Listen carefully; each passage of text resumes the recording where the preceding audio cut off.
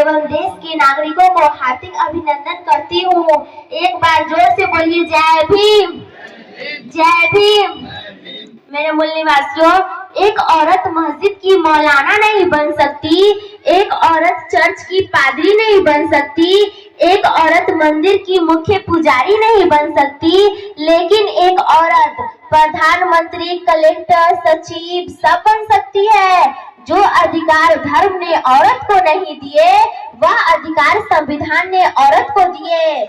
मेरे मूल निवासियों, भारत रत्न बाबा साहब के पास 32 डिग्री थी और वे 9 भाषा के ज्ञाता थे, जिन्होंने जब बिजली चमकती है तो आकाश बदल देती है, जब बिजली चमकती है तो आकाश बदल देती है, जब आंधी उठती है तो दिन रात बदल देती है, जब आंधी उठती है तो दिन रात बदल देती है, जब गरजती है बहुजन, जब गरजती है बहुजन तो इतिहास बदल देती है, इतिहास बदल देती है।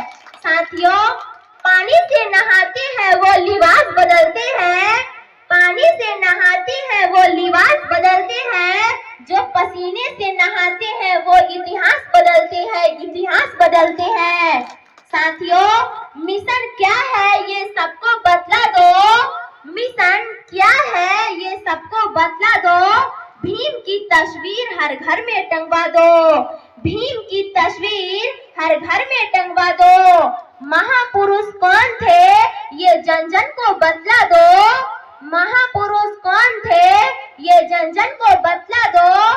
फिर देखो कैसा भूचाल आएगा, इतिहास तो इतिहास, पूरा भूगोल बदल जाएगा, पूरा भूगोल बदल जाएगा।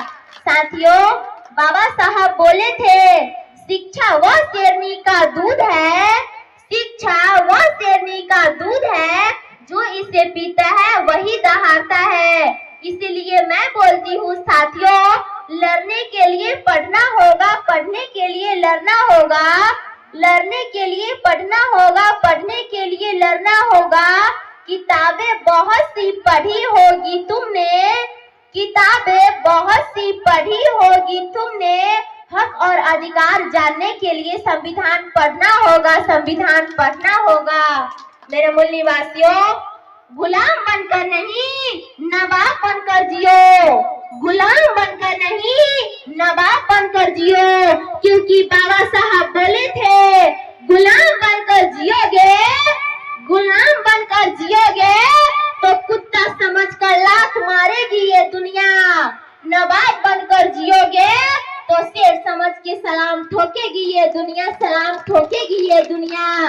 मेरे मूल निवासियों, भगवान से न्याय मिलता तो न्यायालय नहीं होते, भगवान से न्याय मिलता तो न्यायालय नहीं होते, सरस्वती से ज्ञान मिलता तो विद्यालय नहीं होते, सरस्वती से ज्ञान मिलता तो विद्यालय नहीं होते, दुआओं से काम चलता तो औषधालय नहीं होते, दुआओं से काम चलता तो औषधालय नहीं होते।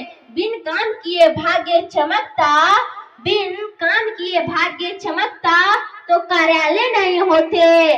मंदिर धर्म के दलालों की निजी दुकान है, वहाँ वही जाते हैं जो दिमाग से गुलाम होते हैं, दिमाग से गुलाम होते हैं। साथियों, भगवान बुद्ध ने कहा था, जीवन मिलना भाग्य की बात है, मृत्यु होना समय की बात है। कमियां निकाल रहे हैं। मेरे मूल निवासियों, आज नीचे पद से लेकर के ऊपर पद तक जो भी हमारे भाई बैठे हुए हैं, वो बाबा साहब के लिखा हुआ संविधान की वजह से आज गा रहे हैं, तो बाबा साहब के लिखा हुआ संविधान की वजह से आज हंस रहे हैं, तो बाबा साहब के लिखा हुआ संविधान की वजह से आज वार्ड से लेकर के मंत्री के कुर्सी पे बैठे हुए हैं, वो भी बाबा साहब के लिखा हुआ संविधान की वजह से। नहीं तो हम लोग कहीं जंगल में जानवर की जिंदगी जी रहे होते। अगर बाबा साहब नहीं होते, बाबा साहब का देन है, इस संविधान का देन है कि एक अंगूठा छाप इंसान भी अपना सरकार चुन सकती है। मेरे मूल निवासियों, जब 2 वोट के अधिकार के लिए बाबा साहब लंदन में अंग्रेजों से लड़ रहे थे, तो उस वक्त मोहम्मद अली जिन्ना और सर आगा खान नाम के दो मुसलमान भाइयों ने बाबा साहब का साथ दिया। और आप कह रहे हैं कि हिंदू और मुस्लिम खतरे में है। नहीं दोस्तों, जब ज्योतिबा फूले हमारे लिए पहली बार स्कूल खोल रहे थे तो उस स्कूल को खोलने के लिए जमीन उस्मान शेख नाम के मुसलमान भाइयों ने दिया था। और आप कह रहे हैं कि हिंदू और मुस्लिम खतरे में है। नहीं दोस्तों, जब माता सावित्रीबाई फूले को उस्मान शेख की बहन फातिमा शेख ने साथ दिया और पहली शिक्षिका भी बनी। और आप कह रहे हैं कि हिंदू और मुस्लिम खतरे में है। नहीं साथियों, जब बाबा साहब हमें पानी दिलाने के लिए सत्याग्रह कर रहे थे तो उस सत्याग्रह को करने के लिए जमीन मुसलमान भाइयों ने दिया था। और आप कह रहे हैं कि हिंदू और मुस्लिम खतरे में है। नहीं दोस्तों, जब बाबा साहब को संविधान लिखने के लिए संविधान सभा में नहीं जाने दिया जा रहा था तो उस वक्त बंगाल के 48% मुसलमान भाइयों ने बाबा साहब को चुनकर संविधान सभा में भेजा। और आप कह रहे हैं कि हिंदू और मुस्लिम खतरे में है। नहीं दोस्तों, साथियों, मुसलमान टीपू सुल्तान ने हमारी बहन बेटी को तन ढकने का अधिकार दिया, अन्यथा हिंदू धर्म के ब्राह्मण के कारण हमारी बहन बेटी को स्तन खुले रखने पे मजबूर कर दिया गया। और आप कह रहे हैं कि हिंदू और मुस्लिम खतरे में है। नहीं दोस्तों, अगर आप अभी नहीं जागे तो सरकार यह व्यवस्था करने जा रही है, आपके सामने थाली तो रखा जाएगा, उसमें खाना भी रखा जाएगा, लेकिन आपका हाथ और मुंह बांध दिया जाएगा। आप लात टपकाओगे लेकिन खा नहीं पाओगे। मेरे मूल निवासियों, यह मत सोचिए कि कोई हमें 100 या 200 देगा तब हम जाएंगे, या 100 या 200 का तेल भरवा देगा तब हम जाएंगे।